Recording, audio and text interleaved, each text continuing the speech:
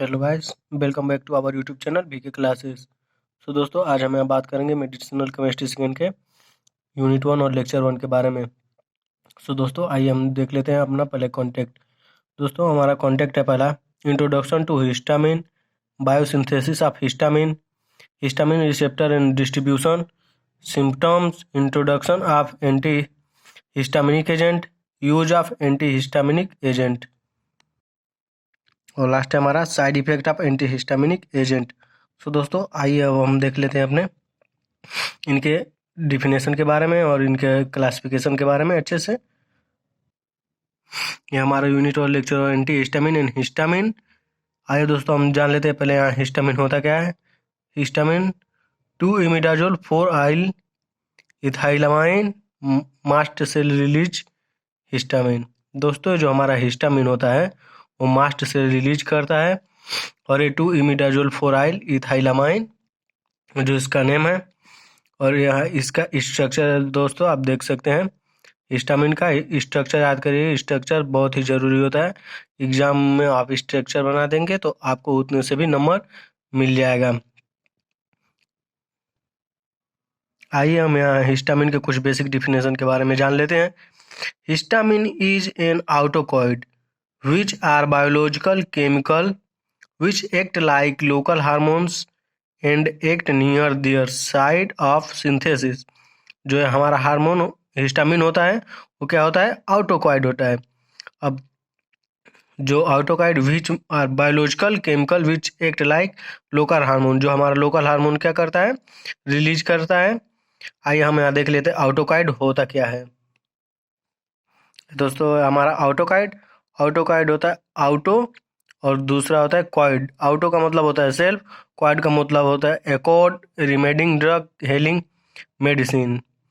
ये हमारा क्या होता है, जो लोकल हार्मोन होता है उसको प्रोड्यूस करता है। और हम यहाँ देख लेते हैं, histamine is discovered by sir Henry Dale in 1910। Histamine है जो वो फर्स्ट टाइम डिस्कवर किया था सर हेनरी डोल ने इन 1910 ईस्वी में। अब हम यहाँ देख लेते हैं हिस्टामिन को फर्स्ट समय यानी कि पहली बार किसने खोज की थी। It was first discovered by Windaus and Vogt in 1907। या 1907 में विंडन्स एंड वेगट नाम के वैज्ञानिक ने इसका खोज किया था। It was first discovered by Windaus and Vogt in 1907, 1907। और इसका ही हम बायोसिंथेसिस ऑफ हिस्टामिन देख लेते हैं। It is biosynthesize from basic amino acid histidine by decarboxylation process। It is biosynthesis from basic amino acid histamine by decarboxylation process। हिस्टाडीन decarboxylation enzyme. हम इसके structure को देख लेते हैं। अगर आपको नोट तैयार करना है तो आप वीडियो को पॉज करके आप अपना नोट बना लीजिए। आपको जिस तरह समझ में आए आप उस तरह से नोट बना लीजिए। इसके स्ट्रक्चर है, हिस्टाडीन के structure, हिस्टाडीन carboxylation enzyme, imidazole ring, और हमारा हिस्टामिन है, हिस्टिडीन है, ये हिस्टामिन रिसेप्टर है। आइए दोस्तों, हम यहाँ देख लेते हैं हिस्टामिन रिसेप्टर कितने होते हैं। बेसिकली हिस्टामिन रिसेप्टर 4 होते हैं, बट हम लोग को 2 ही पढ़ाया जाता है अच्छे से।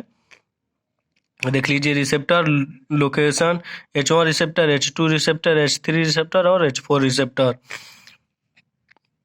H1 रिसेप्टर क्या होता है, ब्रेन, GIT, सीवियस, लिम्फोसाइट। H2 रिसेप्टर क्या होता है, जिसमें हम पढ़ते हैं heart, uterus and vascular smooth muscle cell. और H3 रिसेप्टर हमारा क्या हो, CNS होता है। और H4 होता है thymus, small intestine, spleen, colon, bone marrow and basophil. और दोस्तों, मैंने एक डायग्राम बनाया है मास्टर सेल का जो हिस्टामिन रिलीज करता है। आप ये देख लीजिए, आप डायग्राम बना देंगे तो और ये अच्छा रहेगा। आइए दोस्तों, हम यहाँ देख लेते हैं histamine receptor. Histamine belonging to family G protein cortisol receptor. Histamine is chemical messenger communicating information from one cell to another. जो हमारा हिस्टामिन होता है वो केमिकल मैसेज यानी कि मैसेंजर, एक तरह का केमिकल मैसेंजर जो कम्युनिटी को इन्फॉर्म करता है एक सेल से दूसरे सेल को। It has no important role in the allergic inflammatory response and in the regulation of gastric acid secretion, neurotransmitter in the brain। Symptom आइए हम इसके सिम्टम कुछ देख लेते हैं। How does histamine affect you, यानी कि जो हिस्टामिन होता है वो हमको अफेक्ट कैसे करता है। आइए हम इसके कुछ देखिए दोस्तों, हिस्टामिन के इफेक्ट है, आप कह सकते हैं डिसएडवांटेज भी कह सकते हैं, जैसे ईचिंग है, अपसेट स्टमक है, हेडेक है। ईचिंग, जिससे हिस्टामिन के डोज लेने से हम क्या होती है, ईचिंग होती है। अपसेट स्टमक यानी कि डाइजेशन में कुछ प्रॉब्लम हो जाती है, वोमिटिंग होने लगती है, हेडेक और सर दर्द जैसी प्रॉब्लम आती है दोस्तों। अब हम देख लेते हैं हमारा बॉडी रिस्पॉन्स कैसे करता है हिस्टामिन रिलीज। हिस्टामिन होता है, देख लेते हैं पहला हमारा ब्लड क्लॉट्स होता है, फ्रीक्वेंट हार्ट बीट होता है, swelling and inflammation, adrenaline is released, increase the permeability of the capillaries, और एक है हमारा ब्रोंकोकॉन्स्ट्रिक्शन, और हमारा है ब्लड वेसल टू डायलेट और गैस्ट्रिक एसिड सिक्रेशन। अब हम हिस्टामिन जान चुके हैं, अब हम आइए जान लेते हैं एंटी हिस्टामिन क्या होता है। Introduction to anti histaminic drug block histamine release, ये हिस्टामिन की रिलीज को ब्लॉक करता है। रिड्यूस और eliminate the effect mediated by chemical histamine, are mostly used to treat allergic or cold and flu symptoms, are available in several different forms such as tablet, gel capsule, nozzle, spray and eye drop. Antihistamine is classified into two way, या into two type, आप जो आपको अच्छा लगे वो कर सकते हैं। और दोस्तों मैं वीडियो इसलिए इस तरह बनाता हूँ ताकि आप लोग नोट अच्छे से बना सकें और आप अपनी पढ़ाई को अच्छे से कर सकें और आप एग्ज़ाम में अच्छे खासे नंबर ला सकें। सो दोस्तों आइए देख लेते हैं। एंटी हिस्टामिन के दो क्लासिफिकेशन होते हैं, एक H1 रिसेप्टर एंटागोनिस्ट और दूसरा होता है H2 रिसेप्टर एंटागोनिस्ट। दोस्तों आइए देख लेते हैं structure of H1 receptor antagonist. यह H1 एंटागोनिस्ट रिसेप्टर का स्ट्रक्चर है, और structure of H2 receptor antagonist जिसमें होता है सिमेटिडीन, रैनिटिडीन और famotidine. Histamine bind to the H2 receptor upon in stomach secretion acid of stomach. दोस्तों ये स्ट्रक्चर है सिमेटिडीन का, आप अच्छे से देख लीजिए, आपका एग्जाम में आएगा जरूर, 100% गारंटी आएगा। आप देख लीजिए, आप अगर स्ट्रक्चर बना देते हैं तो आपको अच्छे खासे नंबर भी मिल जाते हैं। ये स्ट्रक्चर है सिमेटिडीन का, और ये आप स्ट्रक्चर देख रहे हैं दूसरा वो है रेनिटिडीन का। दोस्तों स्ट्रक्चर आप याद कर लीजिए, मेडिसिनल केमिस्ट्री में स्ट्रक्चर अगर आपको अच्छे से याद रहेगा, आप थोड़ा सा भी लिखेंगे और स्ट्रक्चर बना देंगे तो आपको अच्छा खासा नंबर मिल जाएगा। देख लीजिए ध्यान से, दूसरा स्ट्रक्चर है रेनिटिडीन का, आप स्ट्रक्चर याद कर रखिएगा अच्छे से, आपको अच्छा खासा नंबर जरूर मिल जाएगा।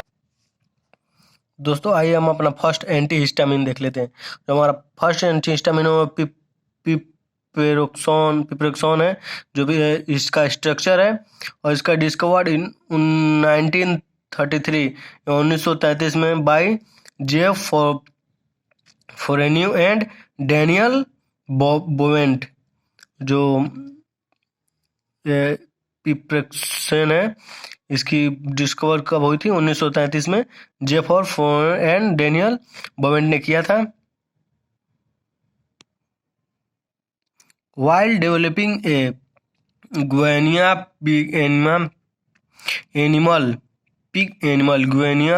pig animal model of anaphylaxis, they received the Nobel Prize in 1957। अब इसका हम आइए जनरल मैकेनिज्म ऑफ एक्शन देख लेते हैं। इसका जनरल मैकेनिज्म ऑफ एक्शन है block action of histamine receptor, complex histamine with binding, displace histamine from receptor, most beneficial when given early। दोस्तों हमारा जो जनरल मैकेनिज्म ऑफ एक्शन है आप इसको भी याद कर लीजिएगा अच्छे से। तो और हम आपको छोटी से छोटी वीडियो प्रोवाइड करेंगे, आप अच्छे से देख लीजिएगा, आप अच्छे से नोट तैयार कर लीजिएगा, आपको एग्जाम में लिखने में कोई दिक्कत ना हो। इसीलिए हम छोटी से छोटी वीडियो बनाते हैं ताकि आपको देखने में भी बोर फील ना हो, वरना आप जिस चीज़ से ऊब जाएंगे अक्सर उसमें आपका मन नहीं लगेगा। और स्टूडेंट लाइफ होती ही ऐसी है। आप तो ये जानते हैं जिस सब्जेक्ट से हमारा मन उब जाता है उसमें हम अपना 100% नहीं दे पाते हैं। इसीलिए दोस्तों मैं छोटी से छोटी वीडियो बनाने का कोशिश करता हूँ और उसमें अच्छे से कवर करता हूँ और आपको अच्छे से नोट भी प्रोवाइड कर देता हूँ ताकि आपको कोई प्रॉब्लम ना हो नोट आपकी तैयार करने में। आइए दोस्तों हम यहाँ यूज देख लेते हैं। Use in antihistaminic agent.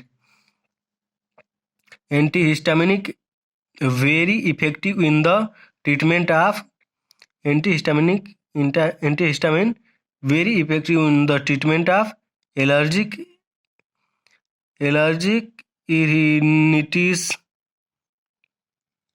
cold, flu, food allergic, hay fever, hives, urticarias, hypertensivity, reaction to drug, injured, bites, stings. आप जो दोस्तों यहाँ पे देख रहे हैं वो यूज है एंटीहिस्टामिन की, आप अच्छे से याद कर लीजिएगा। देख लीजिए दोस्तों मैं वीडियो को पॉज कर दे रहा हूँ, आप पॉज करके स्क्रीनशॉट ले सकते हैं, आप अपना नोट भी साथ साथ तैयार कर सकते हैं। आइए हम इसके कुछ कॉमन साइड इफेक्ट की बात कर लेते हैं। कॉमन एंटीहिस्टामिन साइड इफेक्ट, इसके जो कॉमन साइड इफेक्ट है उनके बारे में आइए हम जान लेते हैं। जो हमारा है हेडेक है, हाइपरटेंशन है, डिफिकल्टी है, कॉन्सेंट्रेटिंग है, upset stomach, slowing down of normal body function, dry mouth और ड्राइनेस एंड फैटिग। दोस्तों इसके एंटीहिस्टामिन के साइड इफेक्ट हैं जो आपको देखने को मिल जाएंगे। आपको हेडेक होगा, हाइपरटेंशन होगा, डिफिकल्टी कॉन्सेंट्रेटिंग में होगा, अपसेट स्टमक, जो हमारा स्टमक है वो अपसेट होगा, डाइजेशन से इसे नहीं हो पाएगा, slowing down of normal body function, आपके जो बॉडी के फंक्शन हो स्लो होंगे, ड्राई माउथ, आपका जो माउथ है वो ड्राइनेस होने लगेगा, और ड्राविजीनेस एंड फैटिग्यू। दोस्तों ये कुछ इसके कॉमन साइड इफेक्ट है जो आपको देखने को मिल जाएंगे। सो थैंक यू दोस्तों, उम्मीद करता हूँ आपको वीडियो अच्छी लगी होगी और पसंद आई होगी। सो दोस्तों आप ज़्यादा से ज़्यादा लाइक करें, शेयर करें, कमेंट करें, और अगर आप नए हैं तो चैनल को सब्सक्राइब करना ना भूलें। सब्सक्राइब करिए और बगल में बेल आइकन को प्रेस करिए और ऑल नोटिफिकेशन पे क्लिक करिए ताकि मेरी अपडेटेड वीडियो आपको मिल सके। थैंक यू दोस्तों, you guys are amazing, keep reading, keep growing, and thanks for watching।